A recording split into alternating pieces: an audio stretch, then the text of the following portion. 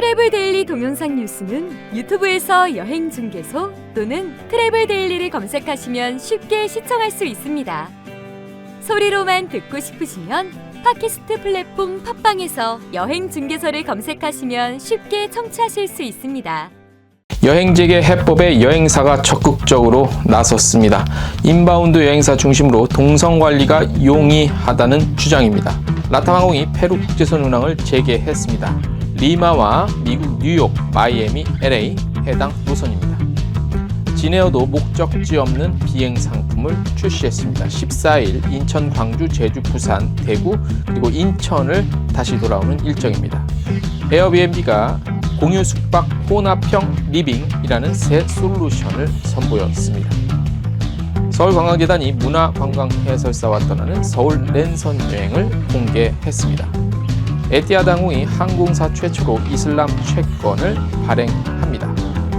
인터파크가 숙박대전 그랜드 세일을 동시에 시작합니다. 포시즌스 몰디브 호텔이 특가 패키지를 출시했습니다. 4박 예약 시 15% 할인 제공합니다. 액티비티 플랫폼 클룩이 미리 즐기는 홍콩 원정대 상품을 출시했습니다. 트래블 데일리 동영상 뉴스 11월 5일 목요일자 순서 시작하겠습니다. 네, 여러분 안녕하십니까? 일주일에 한 중간 정도 왔습니다. 트래블 데일리 11월 5일 목요일자 순서입니다. 벌써 11월이네요. 그죠? 자, 국내 방역 관리가 비교적 좀 안정적인 수준이죠. 자, 이런 가운데 여행사들로부터 여행 재개에 대한 다양한 해법들이 나오고 있습니다. 이제 기다리다 지쳤어요죠. 기다리다 지쳤어요. 그래서 이제 여행사들에서 먼저 이런 방법이 어떻겠냐라고 주장을 하고 얘기를 하는 겁니다. 정부와 또 관계 당국에서는 외면하지 말고 이런 얘기들에 대해서 좀 귀를 기울이고 어떻게 해서든지 좀 되는 방향으로 해줄 필요는 있다고 봅니다. 자, 주요 아시아 국가를 제외한 유럽 및 북미 국가의 확진자 폭증이 지속되고 있어 아웃바운드 부분의 여행 재개까지는 좀 기약이 없는 상태라고 할 수 있죠. 냉정하게 보면요. 하지만 인바운드 부분은 현재 국내 방역 관리 수준으로는 충분하다는 게 이런 그 주장의 근거입니다. 관건이 있죠. 정부 부처의 대응으로 최근 언급되고 있는 트래블 버블과는 다른 맥락의 내용인데요. 관건은 이제 정부 부처의 어떤 그 대응이죠. 대응이 어떻게 관심을 얼마만큼 갖냐가 중요할 것 같은데, 국내 주요 인바운드 여행사들로부터 나온 내용의 핵심은 여행자들의 어떤 동선 관리가 용이하다는 겁니다. 아무래도 이제 한국에서 있기 때문에 해외 패키지를 여행사를 통한 여행 같은 경우는 해외에서 동선 관리도 말이 안 되지는 않지만 비교적 잘 관리하고 있는 우리나라 국내에서 돌아다니는 동선 관리는 더 쉽지 않겠냐 라는 그런 의미겠죠. 자, 주요 이제 프로세스 과정이 있습니다. 여행사들에서 나온. 자, 일단 출발 국가에서 코로나19 여행자 보험을 가입을 하고요. 출발 72시간 전에 코로나19 검사 후 음성 확인서를 발급을 받습니다. 그리고 한국으로 오는 비행기 탑승 전에 항공사 체크인 카운터에서 보험 증서와 음성 확인서를 제출하고 탑승을 하는 거죠. 그리고 한국에 도착하면 코로나19 신속 검사 후 음성 판정이 나오면 입국 수속을 정상적으로 하는 거죠. 그리고 동선 추적 관련 어플리케이션을 설치한 후에 일정 호텔 동선 같은 것들, 일정 동선 이런 것들, 그 다음에 매일 발열 온도 이런 것들을 그 어플리케이션에 보고 업데이트를 하는 거죠. 확진 의심 증상이 발생을 하면 신고를 하고 격리가 그때부터는 되는 겁니다. 이제 이렇게 되면 안 되겠지만 이제 과정을 소개해 드린 겁니다. 그리고 출국 시에는 이제 정상적인 상황이다. 그러면 출국 시에는 코로나19 신속 검사를 다시 한번 받습니다. 그리고 출국 수속을 하는 거죠. 프로세스상의 현재 관리 시스템에 이 같은 지금 말씀드린 과정이 신속하게 쫙 이루어지지는 않겠지만 이렇게 가도록 해보자는 거죠. 또 오해하지 마십시오. 지금 이것도 안 되는데 이걸 어떻게 하냐 이렇게 말씀하지 마시고 이렇게 되도록 한번 가보자. 아이디어를 냈으니 한번 되는 방향으로 가보자 이런 의미입니다. 이 같은 과정을 통해 인바운드부터 유치하자는 주장이지만 상대 국가의 검역 절차 및 그 상대국의 현행 출국 제도가 다 다르죠. 그래서 이런 것들이 가로막혀 있어서 현실적인 운용까지는 뭐 난항이 예상이 되죠. 당연하겠죠. 이에 일부 인바운드 여행사 관계자들은 관련 부처에서 적극적인 검토를 통해 현실화될 수 있는 의지를 보여달라고 말하고 있습니다. 그러니까 안 돼, 어려워, 코로나 때문에 못 가 이러지 말고 되는 방법의 아이디어를 여행사들이 냈으니 이렇게 좀 맞춰서 한번 해보는 것은 어떻겠냐라는 주장이에요. 이런 것마저 신경을 안 쓰면 안 됩니다.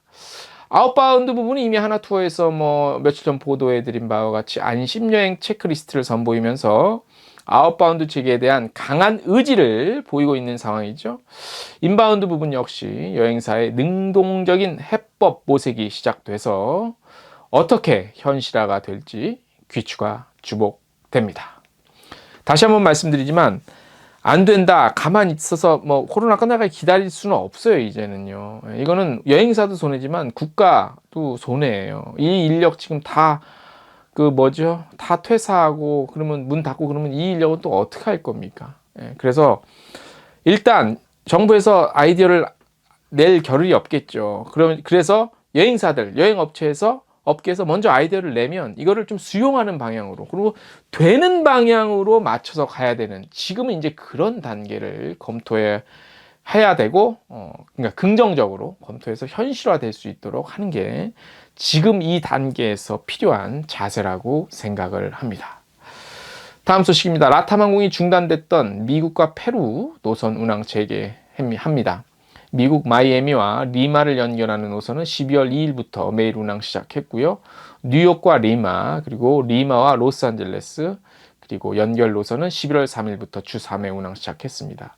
최근의 발표와 함께 이루어진 운항 재개를 통해 라탐 항공은 탑승률을 9월에는 예년 대비 20%, 10월에는 25%까지 점진적으로 회복을 보이며 11월에는 33%까지 확대를 예상하고 있습니다. 자, 페루행 항공편 탑승한 모든 승객은요, 안면보호대, 마스크 의무적으로 하셔야 되고요. 페루 입국 시에 항공편 출발 72시간 전에 실시된 코로나19 음성 테스트 결과서를 지참해야 한다고 합니다. 그리고 뭐 건강상태 확인서, 뭐 자가격리 서약서 같은 것들 이렇게 좀 준비하셔서 준비를 하셔야만 갈 수 있습니다. 요즘 같은 상황에 페루까지 가시는 분들이 거의 없을 거라고 봅니다만, 우리가 지금 뭐 뉴스를 통해서 보는 뭐 미국 쪽 확진자 가장 많이 나오고, 뭐 인근의 또 남미 지역도 뭐 만만치 않을 거라고 보는데, 아무튼 또 항공은 어찌됐든 다시 재개를 좀 해야 되겠죠. 진에어도 국내 상공을 일주하는 관광 비행 상품 선보였습니다. 오는 14일 인천 출발해서 광주, 제주, 부산, 대구, 다시 인천 돌아오는 일정입니다. 1시간 40분 정도 하고, 뭐 내용은 똑같습니다. 고도 낮춰서 승객들 밑에 가까이 보게끔 한다는 겁니다. 비행 상품은 클룩 홈페이지와 모바일 어플리케이션 통해 예매할 수 있다고 합니다. 얼마 전에 이번에 목적지 없는 비행 상품, 제주항공, 뭐 아시아나항공 등등 해서 에어부산 이렇게 해서 탑승률이 나왔는데, 그러니까 다 전 편이 다 100%는 아니더라고요. 그죠? 100%는 아니고 한 70대도 있고 80%대도 있고, 그래서 아직까지는 심리적으로 좀 불안한 거는 같아요. 심리적으로 많이 좀 비행기를 타는 것 자체에 좀 불안함을 느끼고 있지 않냐, 뭐 그런 생각입니다. 다음 소식입니다. 흥미로운 소식이 하나 있어서 에어비앤비 얘기인데요.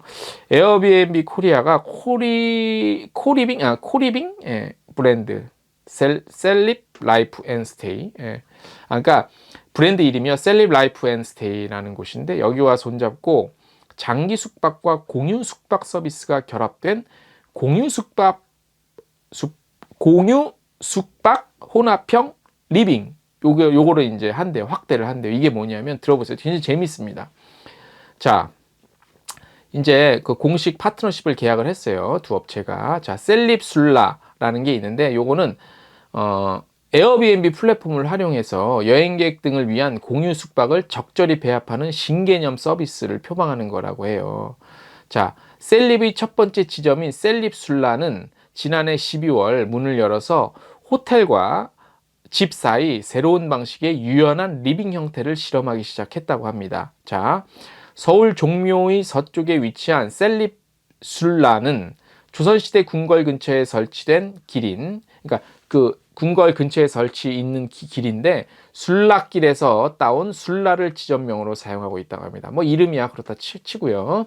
자, 셀립술라는 전체 객실 중 일정 비율은 장기 숙박의 리빙 용도로 사용하는 동시에 일정 비율은 여행객을 위한 에어비앤비로 사용을 하고 있는데요. 그러니까 하나는 에어비앤비의 그런 숙소로 사용하고 하나는 이제 장기 숙박객들을 위한 걸로 사용을 하고 있는데, 이런 방식은 여행객들을 위한 숙소 제공뿐 아니라 장기 숙박 예정자들이 에어비앤비로 예약해 며칠간 살아보고 경험해 보면서 더 오래 살아볼 곳인지 판단하는 기회로 사용될 수 있다고 합니다. 또 사용자가 출장 등의 이유로 방을 비울 때 셀립에 맡기면 에어비앤비를 이용해 수익을 얻을 수 있어서 장기 숙박 사용자들이 비용 부담을 줄이는 효과도 얻을 수 있다고 합니다. 이런 실험을 통해 셀립술라는 최근 어려워진 숙박 시장의 환경에서도 매우 높은 수준의 가동률을 유지하며 성공적으로 운영해 나가고 있대요. 그러니까 뭐냐면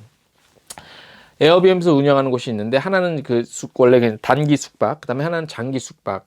그렇게 하는데 장기 숙박자들이 먼저 이용을 해 보는 거죠. 보는 거예요. 자, 그래서 마음에 들면 더 사용하거나 하는데, 이제 이분들이 방을 비울 때 이걸 그냥 비우는 동안 비용은 계속 나가잖아요. 이런 개념이 아니라 비울 때는 또 다른 사람이 와서 채워서 숙박을 하게 되면 그 원래 묵었던 사람이 또 비용을 어느 정도 벌 수 있다는 이런 개념인데, 그러니까 이게 에어비앤비에 이렇게 들으시면 그런 게 있어, 그게 뭐 이렇게 하실 수도 있는데, 에어비앤비에 이러한 다양한 시도들에 대해서 좀 관심을 가져볼 필요가 있기 때문에 제가 이 뉴스를 전해드리는 겁니다.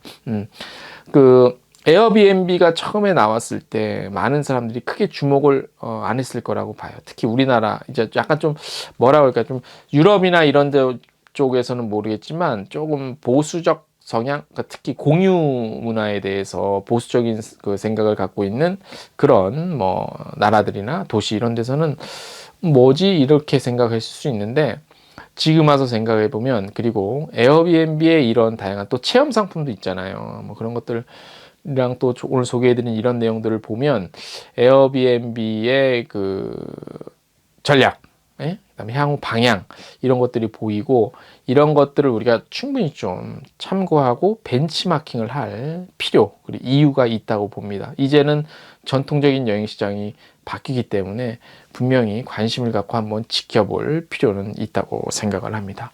자, 오늘 공식적으로 준비한 소식은 여기까지고요. 저희가 매주 목요일 저녁 8시 유튜브 여행중개소 채널을 통해서 보내드리고 있는 실시간 스트리밍 라이브 방송, 이번 주에도 계획이 되어 있습니다.